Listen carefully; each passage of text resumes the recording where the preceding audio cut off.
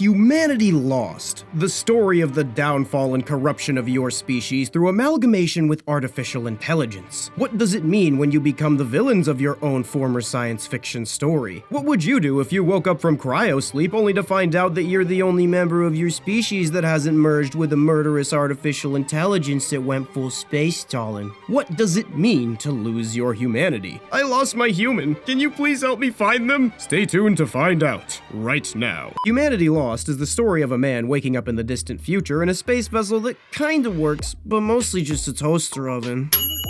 We know about this story because of one Callum Diggle. They're super talented, and I'll be leaving a link to their work in the description. Anyways, unbeknownst to this terrified kind of species orphan, this universe has been scarred by battle and travesty, and his robotic great to the millionth power grandchildren are all to blame. With no context of the history of this universe, you, like this terrified pants-pissing man in the species space dystopian version of a ramshackle orphanage, might be asking yourself, Spaceyland can't be that bad, right? How many bad could universe be is really? Let's get into it. By the 26th century, humanity had done away with nation-states for the most part and existed under the United Earth government. They effectively controlled the collective destiny of humankind. One group in charge of all the power? What could possibly go wrong? Under their rule, humanity populated every major celestial body in our solar system, also 2 extrasolar planets. The seat of the UE governance was Earth's moon, and the moon became the most populated body in the solar system and therefore the center of human civilization. Most people live within the vast terraformed environments of the lava tubes. Humanity then went on to establish colonies in 2 alien star systems and sent automated probes to 13 others. They only found one with life, a planet by the name of Chiron, home of the Chantari, the first evidence of extraterrestrial life,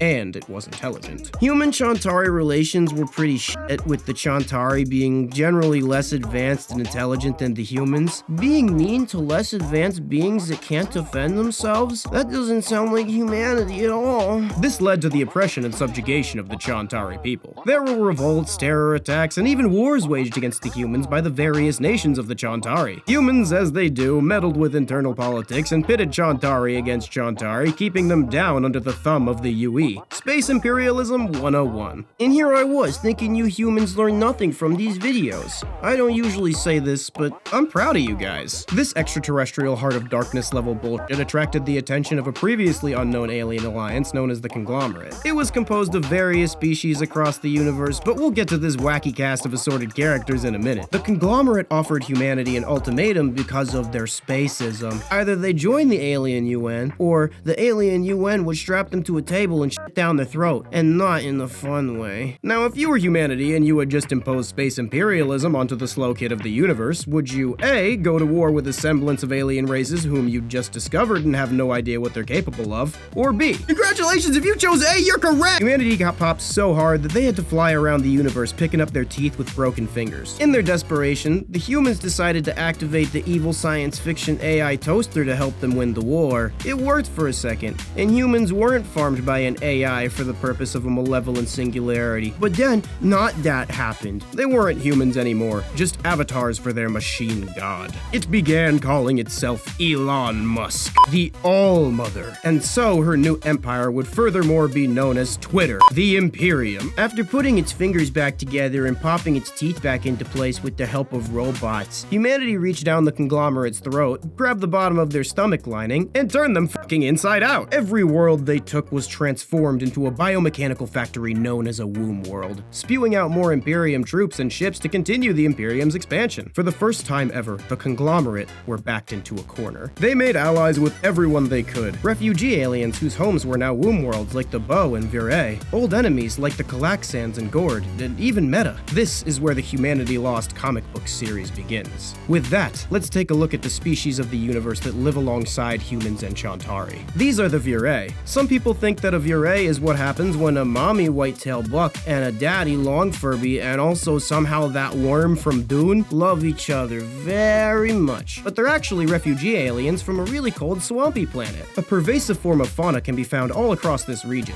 This planet's analog of a tree. These alien trees intertwine to form elevated platforms in which the virae like to do various activities. The virae's pole-like toes allowed them to keep themselves elevated above the water level of the swamp, but also to hang from the tall flora like sloths do on Earth. They're covered in a layer of fur everywhere, except for its weird chicken feet and hands. I know these things are sentient, but they still look like they taste pretty good, real talk. The Breemhemians evolved on the high-gravity, low-atmosphere world of Wimrig. This world is very close to the star, but it has low atmospheric pressure, so it leads to very warm days and freezing nights. These coconut crab people developed through mostly subterranean routes, creating entire cities underground. Their structures and technologies had to be extremely tough because of their host planet's high gravity and regular tectonic activity. Thus, they developed their manufacturing abilities to that of someone with an advanced engineering degree but also no business. They are stocky creatures with rigid skin, other than their soft, flappy face doodles. The Breemhemians were never able to break orbit despite their highly technological global civilization and going great with melted butter. Their gravity well was their worst enemy, but this made the conglomerate their best friend. The conglomerate helped to build the infrastructure to get the Breemhemian people into space, and the Breemhemians gladly joined their alliance as a member species. They now mostly manufacture weaponry and warships. You mess with a crabbo, you get the stabo. The Gord. Okay, I'm sorry. I know I say this a lot. Like, a lot.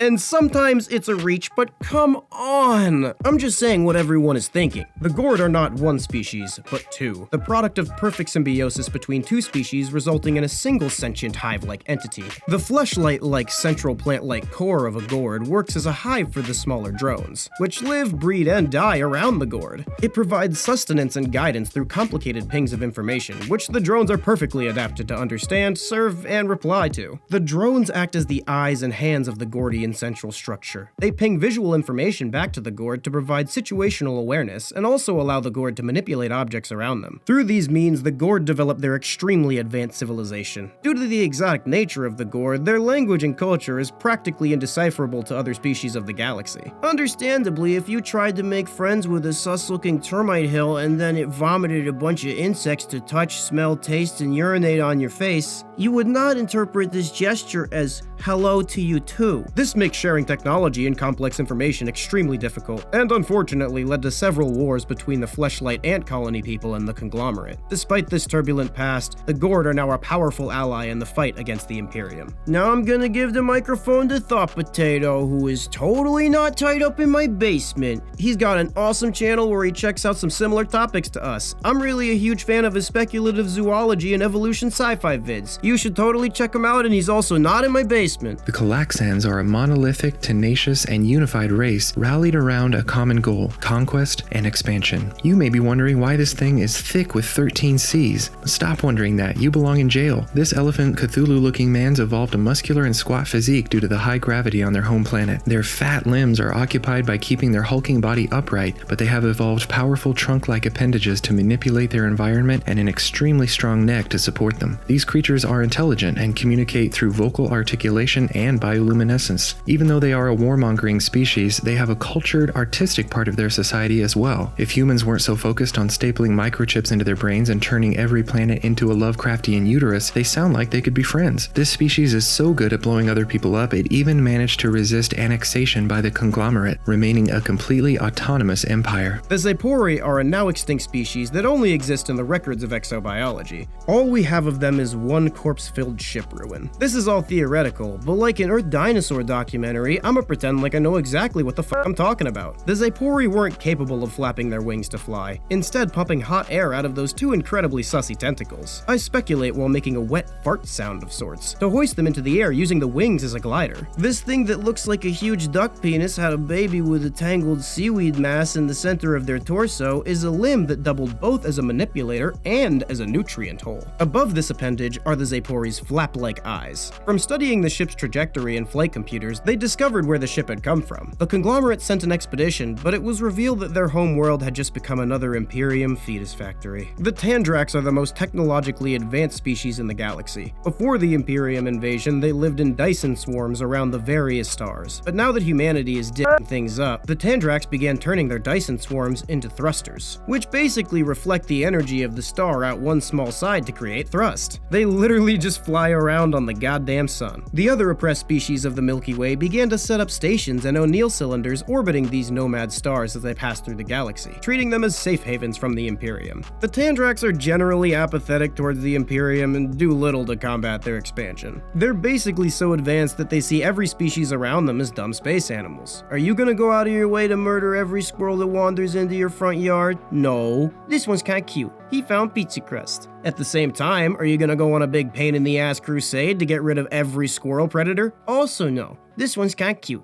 He found pizza crust. They allow what they call the rabble of the lower species to huddle around their nomadic stars to avoid extinction, but that's about all they do. The tandrax have psionic and telekinetic abilities, allowing them to cloak their safe havens from the Imperium and read the naughty thoughts in your head, meatballs. The tandrax's body is perfectly suited to the zero-G environment of space, with air jets all over their body and large web tentacles that it uses as air brakes. They've been a technological superpower for so long that they've evolved to the environment of microgravity. Though many tandrax have done away with their physical bodies altogether and have opted to transcend into a futuristic simulated existence. The Volusian blade dancers are a species whose culture is one of honor and tradition. We don't get along very well. Their culture is a bloodthirsty one, in which they go by resolving almost any dispute through combat, so it doesn't matter that we don't get along very well. Every Volusian carries a sword with which they defend their honor throughout their life. Their sword will often signify wealth and class. Those in the upper stratum of the Volusian society carry extremely decorated blades that are often centuries old, whereas the poor often equip themselves with more practical blades. This sword fighting stuff is also used as a system of control, one which fools the masses into believing that anyone can rise to the upper echelons of society through proficiency with the blade. Many do, but they can only go so far. So basically, machete-wielding maniacs are this species' versions of rock stars, rappers, YouTubers, and all things that are equally impressive and sexy. This affair of honor is commonly referred to as blade dancing. Their lower body is unique in that they can swivel it on 360 degrees. This allows them to move in any direction they see fit with great speed, without having to turn their head. A Volusian exhibits extreme dexterity with their 2 frontal tentacles, which far exceeds the capability of any human. This is made possible by their 3 brains, 2 of which are dedicated entirely to their corresponding arm. Through these tentacles they also feed, using smaller retractable mouth-tipped extendable tentacles that makes for plentiful hypothetical sensual suctional genital spectacle.